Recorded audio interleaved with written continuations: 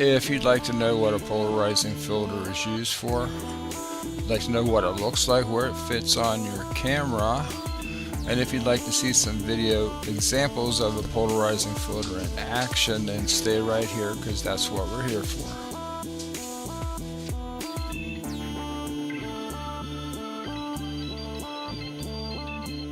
The polarizing filter screws into the threads at the end of your lens.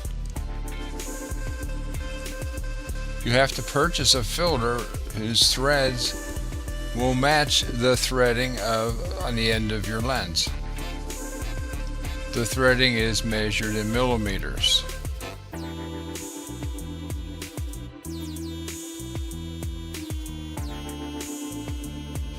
We'll cover this again later, but I want to emphasize that a polarizing filter works by rotating on your lens once it's installed. So to get the effect you want, you have to rotate it until you see through the lens the effect that you're going for.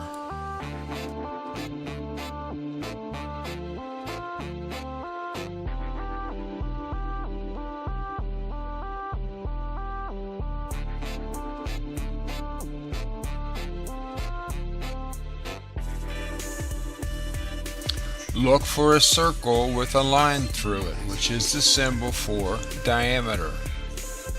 For example, if there's a 55 next to that symbol, then you need a filter that's threaded for 55 millimeter lenses.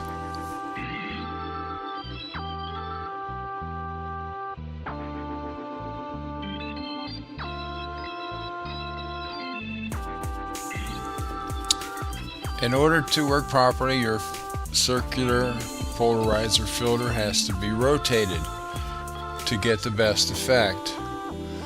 As you can see on this Nikon lens, the ring for the manual focusing is also near the end of the lens. You have to practice reaching for the right one and doing it smoothly.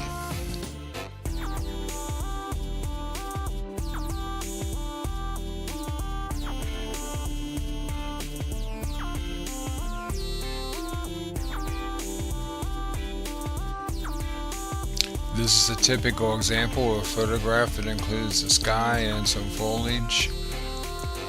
Rotate the filter to get the desired result.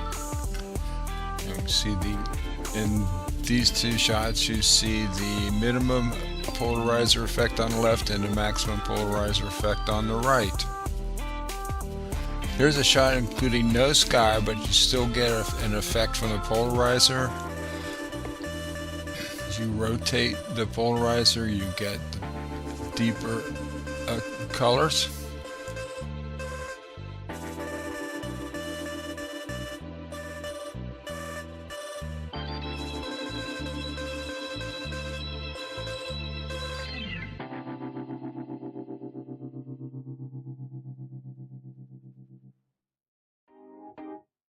This shows that with maximum polarizer effect, you get deeper colors in your foliage. The reason being that the leaves of the foliage, the actual surface of the leaves of the foliage, are reflecting sunlight. In a sense, it's glare, and it prevents you from seeing the full depth of color that lies below. So the polarizer will help you absorb that unnecessary light.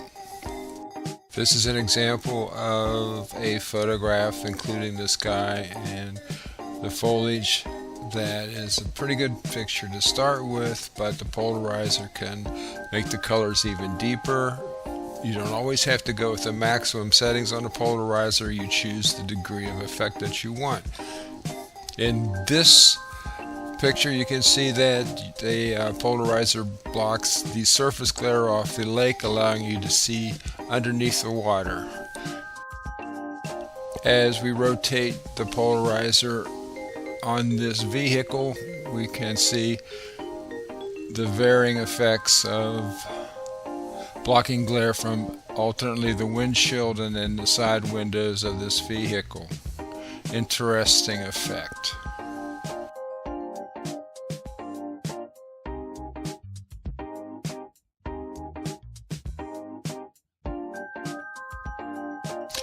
This is an example of the polarizer absorbing surface glare from the surface of a table so that the actual wood grain of the table is revealed.